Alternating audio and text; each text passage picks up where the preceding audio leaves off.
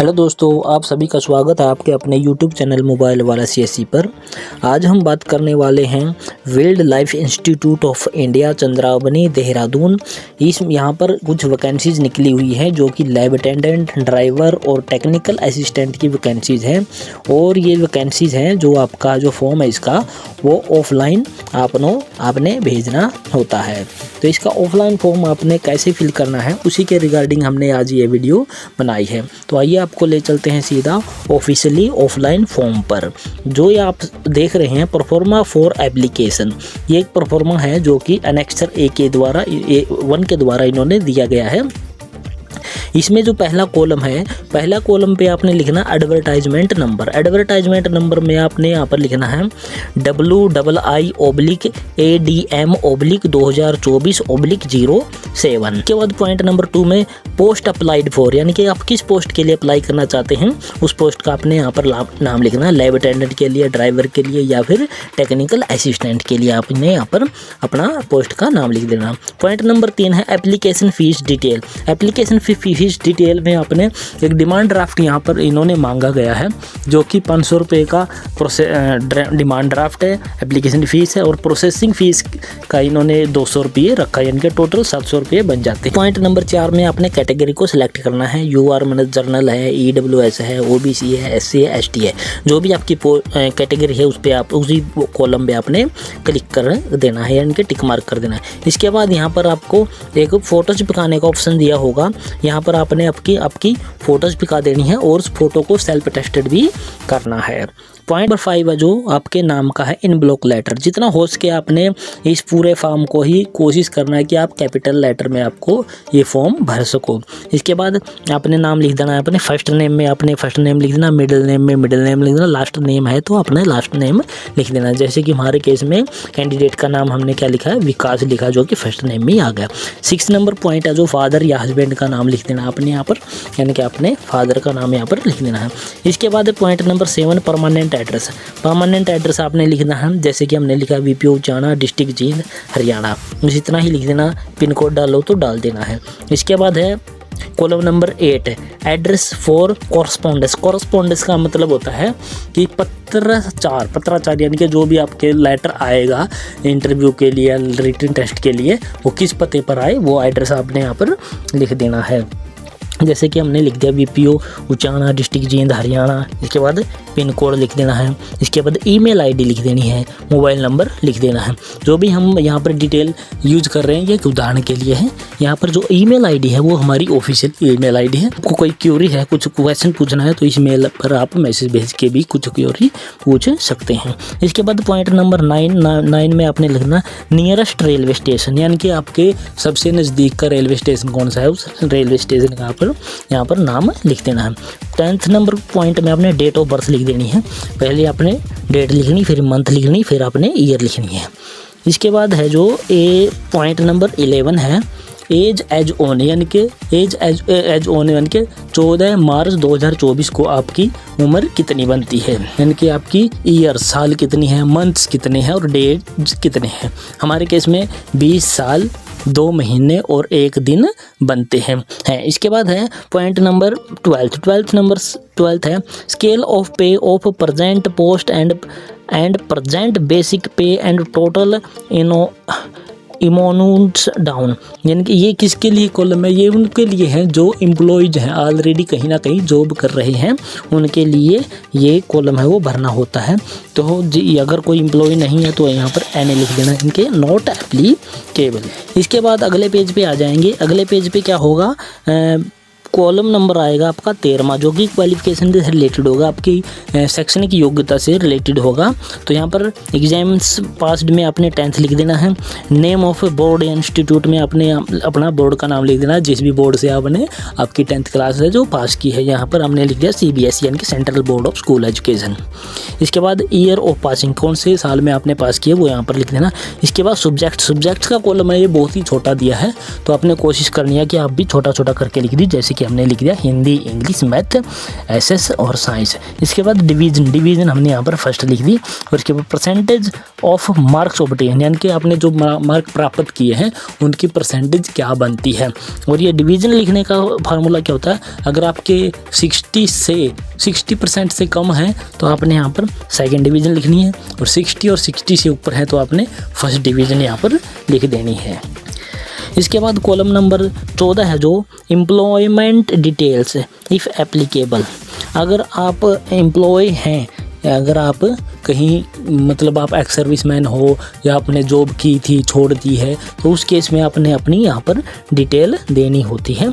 अगर आप एम्प्लॉय नहीं है तो इस कॉलम को आपने छोड़ देना है या फिर डैश डैश यहाँ पर लिख देना है। कॉलम नंबर 15, कॉलम नंबर 15 में क्या कहता है, रेफरेंसेस होता है कि आपके जान पहचान वाले कोई भी बंदे इंसान, उनके आपने यहाँ पर नाम लिखने होते हैं। रेफरेंसेस मांगे हैं इन्होंने यहाँ पर 3। तो पहले आपने क्या लिखना है, नाम लिखना है। उसके बाद डेजिग्नेशन का मतलब है कि वो बंदा जो जान पहचान वाला है वो कोई नौकरी पेशे वाला बंदा हो, यानी कि जॉब में कहीं ना कहीं वो सेटल होना चाहिए। उसका contact address detail including fax, email and mobile number, यानी कि आपने उस इंसान का नाम लिखना है जो कि जानता हो। उसके बाद उसका डेजिग्नेशन लिखना है, उसके बाद उसका एड्रेस लिखना है, उसके बाद उसकी ईमेल आईडी और मोबाइल नंबर लिखना है। यहाँ पर हमने उदाहरण के नाम पर 3 नाम लिख दिए हैं, तीनों के यहाँ पर हमने डेजिग्नेशन लिख दिए। जैसे कि पहला का नाम लिख दिया मिथुन, उसके बाद उसका क्लर्क यानी कि उसकी पोस्ट का नाम लिख दिया, डेजिग्नेशन लिख दिया।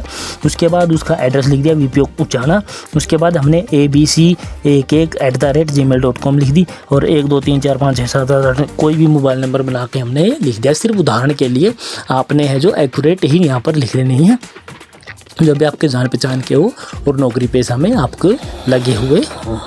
इसके बाद पॉइंट नंबर 16 है जो एनी अदर रिलेवेंट इन्फॉर्मेशन। इससे अगर आपके और कोई इन्फॉर्मेशन आप यहाँ पर देना चाहते हैं तो दे सकते हैं, अदरवाइज एनी लिख सकते हैं, नॉट एप्लीकेबल लिख सकते हैं।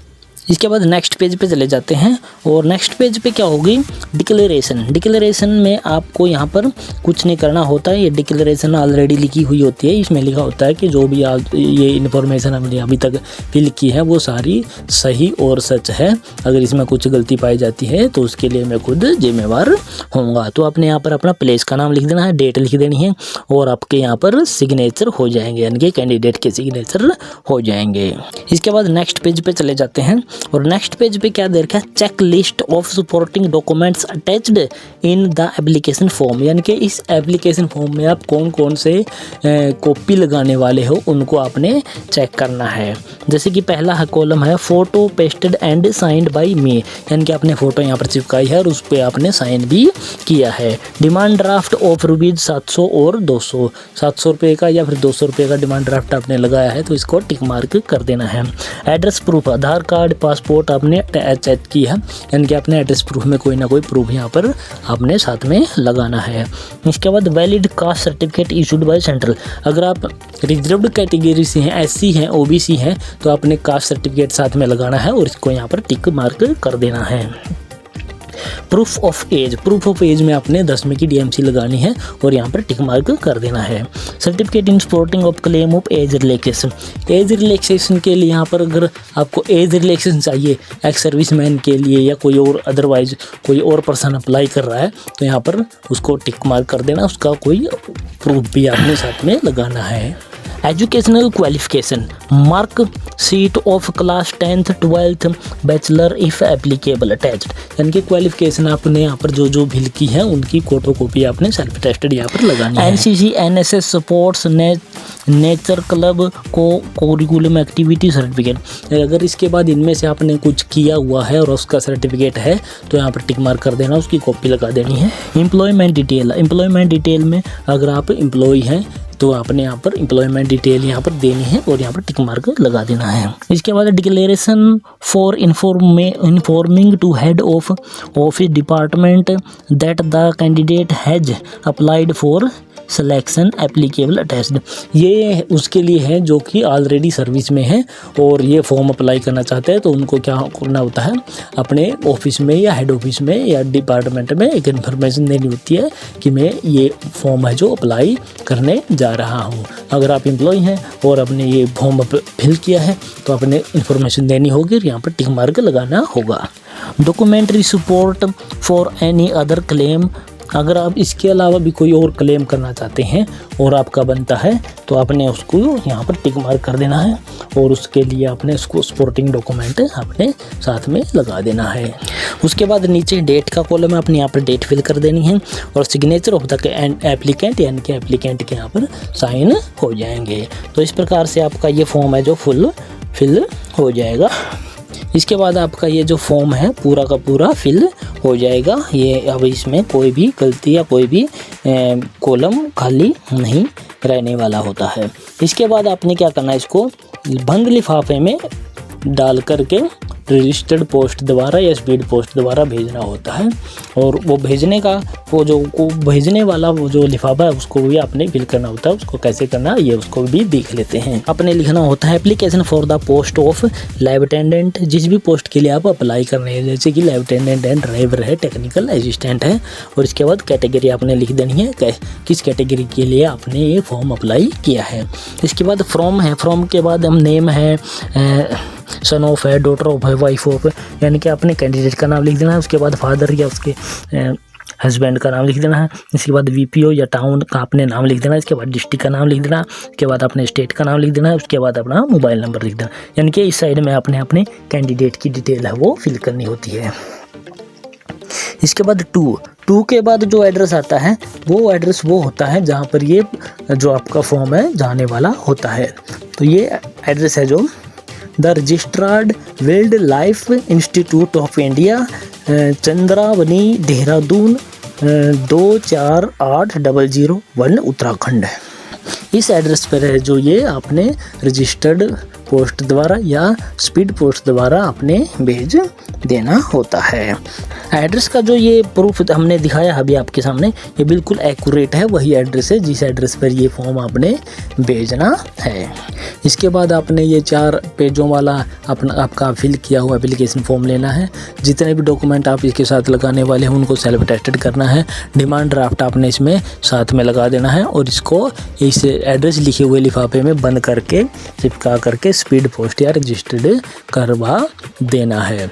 तो ये थी जानकारी दोस्तों जो कि आपको दी है हमने देहरादून के जो वाइल्ड लाइफ इंस्टीट्यूट में वैकेंसी निकली है उनके बारे में कि आपने इसका ऑफलाइन फॉर्म है वो कैसे फिल करना है। आशा करते हैं दोस्तों हमारे द्वारा दी गई है जानकारी आपको अच्छी लगी होगी। अगर अच्छी लगी है तो हमारे इस चैनल को लाइक करें, शेयर करें, सब्सक्राइब करें। जय हिंद, जय भारत दोस्तों।